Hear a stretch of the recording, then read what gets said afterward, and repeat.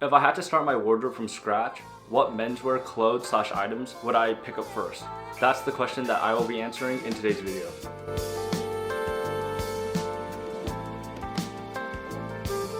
Welcome back to the channel, and today I'm going to be sharing my top 10 menswear essentials. Although essentials aren't the most exciting or trending pieces, I personally love investing in essentials because if you really think about it, these are the pieces that you're going to be wearing the most often. And on top of this, as trends come and go, the items I'm about to mention in today's video will stand the test of time. Meaning you'll not only be getting a good bang for buck, you'll also be having a plethora of fit combinations and permutations at your disposal.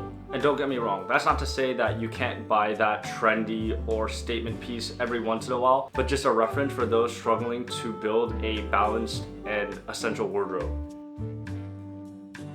There's a couple of reasons why I think that denim is extremely important in any man's wardrobe. I think that jeans fit with a variety of genres of fashion, from chic to casual to even streetwear. For me, what I found works best is a straight leg style denim, and that's because a straight leg is typically much more classic silhouette and it's a lot more versatile. An important detail that I think that a lot of men get wrong is where the cuff sits on their shoe. This is probably the thing I look for immediately after I find the correct wash and the correct fit. And what I personally look for a classic pair of denim is a cuff that sits right above the shoe. In regards to color, there's many different shades, washes, etc. But for me, what I found works best is a mid to light wash. And this kind of depends on your vibe, but I would say a mid wash is more versatile, while a light wash tends to be much more casual. The pair I have here are the 1996 trash jeans from Acne Studios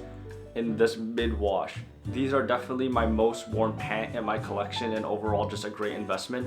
But you don't have to spend this much on a pair of denim, even though these are very, very nice and definitely my best investment. Some other alternatives include Uniqlo, Weekday, and of course the Levi 501. Just as important as the blue jean, we have the white shirt. Even though the white shirt is very plain, I think that white shirts are a great menswear essential because they serve as the base for a majority of outfits. When it comes to what style of white shirts you guys should get, I think that there is room for preference, but I think what's the most versatile tends to be a regular to oversized boxy fit.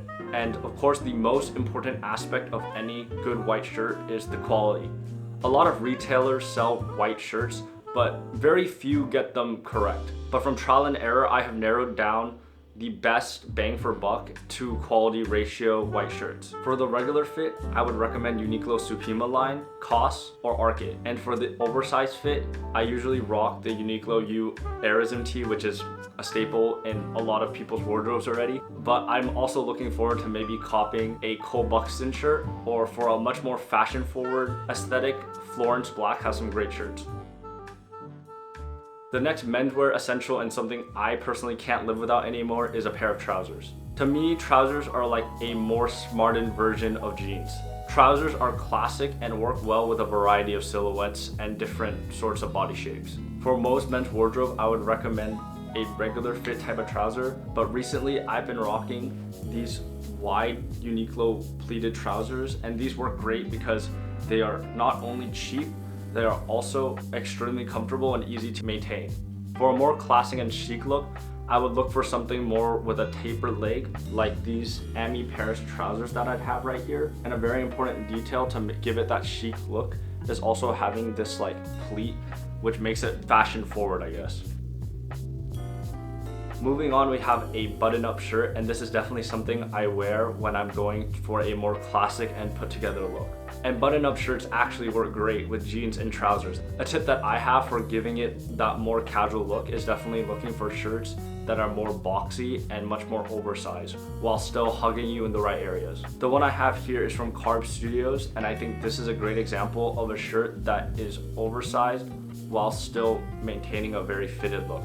Some other shirt brands I've been looking into are MF Pen and Our Legacy, but they don't have to be this expensive as well. I just recommend finding something that fits right for you guys.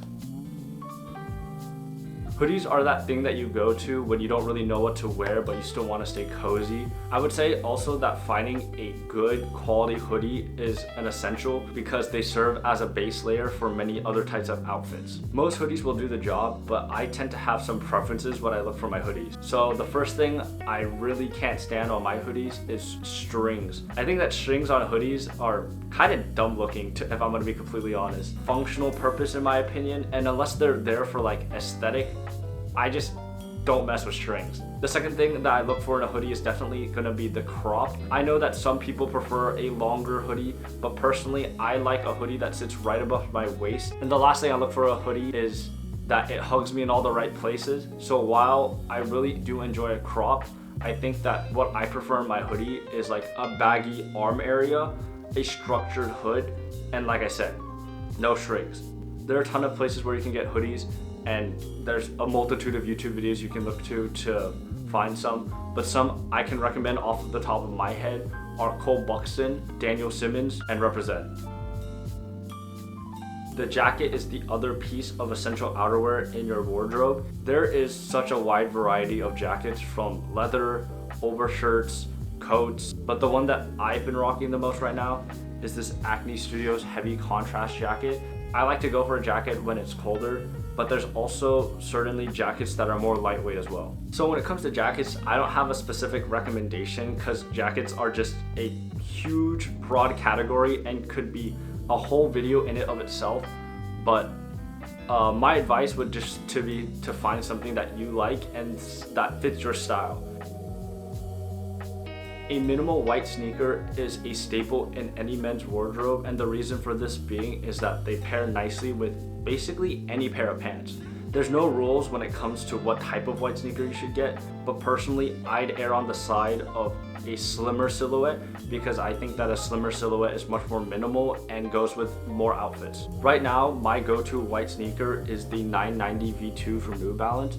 Some great brands to look for white minimal sneakers are Koyo, Beckett-Simonon, New Balance, and Common Projects.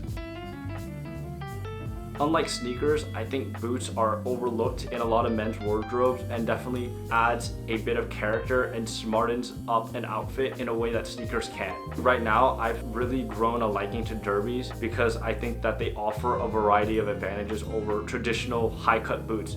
Like, they're easier to put on, they work with more outfits, and break-in time just is so much better, and overall just a much more comfortable experience. The pair of boots that I've been wearing are these Doc Marten with collaboration with a Cold Wall. Another substitute for this category are a great pair of loafers, which are much more casual and can offer an effortless type of vibe. I wouldn't call myself a boot loafer connoisseur just yet, so my recommendation for boots is definitely Doc Martens. I think that they offer a great variety of silhouettes for beginners, but some brands that I've been looking into are definitely the Our Legacy Camion boots, the Ore NYC derbies, and looking at the Duke and Dexter penny loafers. The next essential is a nice baseball cap, and the reason why I stress that a hat is an essential in men's wardrobes is because men already have a hard time layering or adding depth to their outfit, so I think a hat or any piece of like headwear is a nice way to spruce up an outfit. Currently, my go-to hat is the NYC hat from ALD, so my other go-to hat at the moment is this green one from This Is Never That, and it is perfect for just chucking on and adding a bit of pop of color. I think accessories are a great way to spice up a plain outfit, but the number one tip I would give you guys is to definitely not overdo it. Recently, I've been really getting into jewelry, but for me even, I don't think that I rock that much jewelry. The only pieces that I really rock on a daily occasion are this Maisery signet ring and this stainless steel chain. Fragrances can also be added to this category, but that's a whole separate can of worms and something we can go over in another video. Last, menswear essential accessories, just make sure to not overdo it, guys.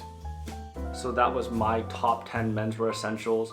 Thanks for sticking around, and just keep in mind that this isn't a strict list, but I would prioritize when building a wardrobe. I hope it was helpful for you guys, and please leave down below in the description if I left out anything or what your favorite category was.